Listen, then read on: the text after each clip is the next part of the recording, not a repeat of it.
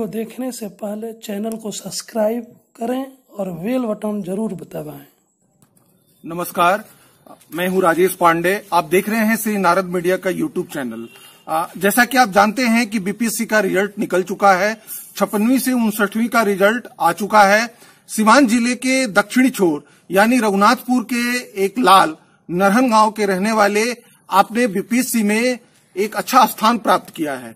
तो आज हमारे साथ आशुतोष जी हैं। आशुतोष जी से हम ये जानना चाहेंगे कि उन्होंने ये बीपीएससी की परीक्षा कैसे निकाली और क्यों निकाली। आशुतोष जी, ये बताइए, इस परीक्षा को निकालने का मन आपने कब बनाया और कैसे बनाया? जी, सबसे पहले मैं नारद मीडिया को धन्यवाद देना चाहूँगा। और मेरी प्रारंभिक पढ़ाई गांव से ही हुई और हाई स्कूल में राजपुर हाई स्कूल से किया। तो यहाँ प्रारंभ से मित्रों के द्वारा मैं प्रशासनिक सेवा के बारे में सुनता था और जाने की इच्छा होती थी। और हमारे क्षेत्र के हरि नारायण मिश्रा जी आईपीएस किए, तो उन्होंने एक प्रेरणा का कार्य किया मुझे। और आगे की जब मैं ग्रेजुएशन किया, ग्रेजुएशन करने के बाद मैं पटना गया और वहाँ जाने के बाद मेरे गुरुजनों से संपर्क हुई और मेरे मित्र मिले, तो उनसे मुझे सिविल सेवा में आने की एक प्रेरणा मिली। और मैं मन बनाया कि मैं जा करके और इस क्षेत्र से जुड़ करके और समाज के लिए कुछ अच्छा कर सकता। ये बताइए, आपका बीपीएससी में क्या विषय था? जी, मेरे ऑप्शनल सब्जेक्ट एलएसडब्ल्यू और हिंदी भाषा और साहित्य रहा है। ये एलएसडब्ल्यू का सब्जेक्ट जो है वो काफी लोकप्रिय है बीपीएससी में। जी जी। और उसका सिलेबस भी छोटा है। क्या आपकी समझ से उसके सिलेबस में एक बार रिव्यू करना चाहिए, समीक्षा करनी चाहिए, उसकी सिलेबस बढ़ानी चाहिए? जी, मैं बताना चाहूँगा आपको कि एलएसडब्ल्यू एक ऐसा विषय है जिसका सिलेबस का सतत विकास होता जा रहा है, क्योंकि भारत के श्रम मंत्रालय द्वारा श्रम विषयों पर लगातार नए नए विधि बनते जा रहे हैं और उन नए विधियों को विषय के रूप में विषय क्षेत्र में अपने आप जोड़ा जा रहा है। तो इसका विस्तार अपने आप होता जा रहा है, मैं समझता हूँ।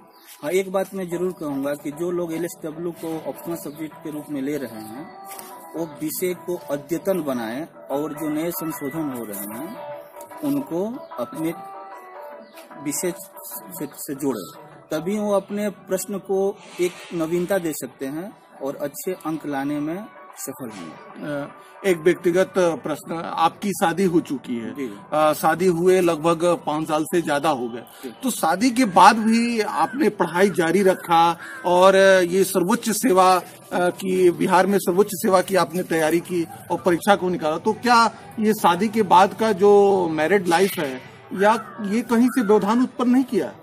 जी, मैं शादी को एक सकारात्मक पहलू के रूप में लिया और मैं समझता हूँ कि जब इंसान के ऊपर दायित्वों का बोझ बढ़ता है तो उसमें कुछ और अधिक करने की क्षमता आती है।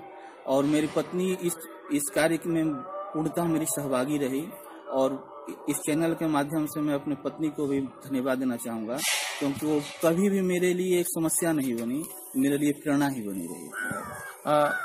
ये बताइए, जब इंटरव्यू बोर्ड में आप गए तो आपके लिए सबसे दिलचस्प सवाल कौन सा रहा? सबसे बेहतरीन सवाल उन्होंने ऐसा क्या पूछा कि जो आपको याद है आज? जी, कई प्रश्न मुझे याद हैं। एक प्रश्न पूछा गया था कि जैसे आप बताइए कि आपका सबसे प्रिय कवि कौन है, क्योंकि मैं हिंदी साहित्य से जुड़ा हुआ विद्यार्थी था।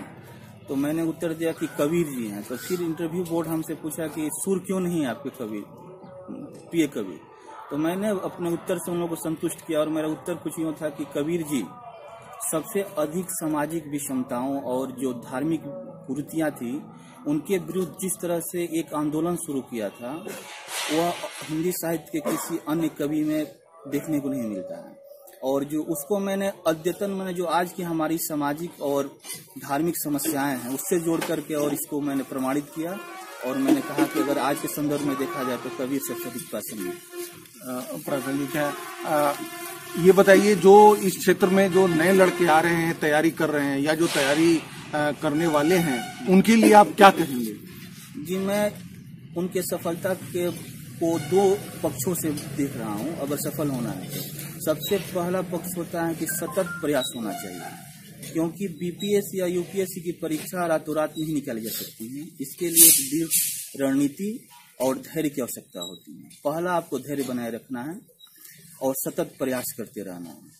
और एक और पक्ष जो कि महत्वपूर्ण है वो है स्व मूल्यांकन। आप विषयों को पढ़ें और पढ़ने के बाद एक पड़ाव रखें कि 2 महीना 1 महीने के बाद मैंने क्या पढ़ा, उसका मूल्यांकन करें और जो चीजें उनसे छूटी हैं उसको दोबारा संशोधित करते हुए फिर आगे बढ़ें। आपने हिंदी साहित्य LSW की कहीं से कोचिंग ली? जी, मैं अपनी सफलता में सबसे महत्वपूर्ण अगर किसी व्यक्ति विशेष को मानता हूं तो हमारे परम पूजनीय गुरु श्री बलराम तिवारी जी का है। उनसे मैं हिंदी साहित्य का शिक्षा लिया और LSW के लिए माननीय पंकज तिवारी जी मेरे गुरु रहे हैं। लेकिन विशेष रूप से तिवारी जी ने जिस तरह से हमारी दृष्टि विकसित की विषयों को लेकर के, वो जीवन के अन्य पहलुओं को भी एक विस्तृत मुझे ज्ञान दिया और परीक्षा में मुझे सहजता मिली और विषयों को मैं अच्छा समझ सका, इसलिए विषयों को मैंने अच्छा से लिखा। इसलिए मैं उनका बहुत बहुत आभारी हूँ। आप प्रोफेशन ऑफिसर के रूप में चयनित हुए हैं। कुछ दिनों के बाद से आपकी ट्रेनिंग प्रारंभ होगी, आपकी नियुक्ति होगी। बिहार में बहुत भ्रष्टाचार है जी, और इस भ्रष्टाचार में काम करना बड़ा मुश्किल है। तो आप कैसे काम करेंगे और कैसे जो है अपना और बिहार का नाम रोशन करेंगे? जी, मेरा सबसे पहला प्राथमिकता होगी कि मैं अपने द्वारा अपने और अपने अधीनस्थ कर्मचारियों के द्वारा और अपने कार्यालय में एक साफ सुथरा छवि अपने आप पर प्रस्तुत करूंगा। अधीनस्थ कर्मचारियों को भी मैं प्रेरित करूंगा कि समाज के प्रति उनके जो दायित्व बोध है उसका सही से निर्वहन करें।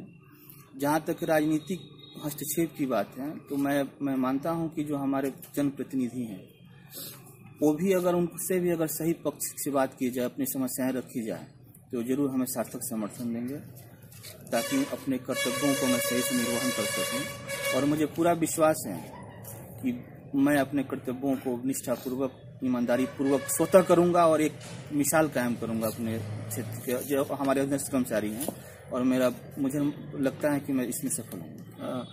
ये बताइए, आप फिर दोबारा एग्जाम देने वाले हैं, यानी कि बिहार प्रशासनिक सेवा या बिहार पुलिस सेवा में आप जाने के लिए एग्जाम देना, और आगे भी आप क्या UPSC की तैयारी में भी जाना चाहते हैं? जी, मैं क्षमा चाहूँगा कि मेरा उम्र हो चुका है, UPSC की उम्र नहीं है मेरा, लेकिन जो अभी 64वीं निकली हुई है उसके लिए हम भरे हैं और मेरा एक बार और प्रयास होगा कि मैं उच्चतर जो भी इसमें पद है उसको मैं प्राप्त करूँ। मेरा संघर्ष रहेगा इस पर। ये आपका जो रघुनाथपुर का क्षेत्र है और खासकर आपका जो नरहन का क्षेत्र है, ये काफी इसका नाम है, पढ़ाई लिखाई से लेकर और इतिहास के पन्नों में दर्ज है। ये जो क्षेत्र है वो आपको कहाँ तक प्रेरणा देता है? जी, मैं अपने मिट्टी का बहुत ऋणी हूँ और मेरे सफलता में कहीं न कहीं क्षेत्र के लोगों का भी योगदान रहा है, क्योंकि मैं समझता हूँ कि अगर समाज की बात की जाए, समाज किसी भी भौगोलिक परिदृश्य कटकर नहीं हो सकता है, और यहाँ के समाज को मैं एक सकारात्मक आलोचक के रूप में देखता हूँ। ये बात सत्य है कि जब मैं वर्षों से संघर्षशील रहा तो समाज में मेरे को लेकर तरह तरह से बातें होती रही, लेकिन मैं उन बातों को सकारात्मक पक्ष की तरह लिया और मैं उससे ऊर्जा प्राप्त किया और दुगुनी उत्साह के साथ मैं अपने संघर्ष में और आगे निकलता गया और भगवान अंततः मुझे सफलता दी। यह मिट्टी निश्चित रूप से यहाँ के लोग संघर्षशील हैं, मेहनती हैं, और उनको अगर एक सही दिशा मिले तो नए नए मकाम और नए नए ऊंचाइयों को छू सकते हैं। और मैं आपके चैनल के माध्यम से यह भी कहना चाहूँगा कि हमारे क्षेत्र के जो भी युवा हैं, अगर इस क्षेत्र में आना चाहते हैं तो अगर मेरा मार्गदर्शन उनके लिए कुछ सफलता को और सरल कर सकता है तो मैं इसके लिए तैयार हूँ। बहुत बहुत धन्यवाद आशुतोष जी, आपने नारद मीडिया को समय दिया और आपने एक सफलता का मुकाम स्थापित किया है। आशा ही नहीं पूर्ण विश्वास है कि नारद मीडिया की पूरी टीम आपको ये शुभकामनाएं देती है सफलता के लिए, और आगे भी आप एक बार जरूर BPSC की परीक्षा दें और बिहार प्रशासनिक सेवा के लिए आप SDM के रूप में अवश्य चयनित हो। सिवान जिले ही के साथ आप रघुनाथपुर और अपने गांव नरहन का नाम रोशन करें। आपने नारद मीडिया को समय दिया, इसके लिए बहुत बहुत धन्यवाद। जी, मैं भी आपको धन्यवाद देना चाहूँगा। Thank you.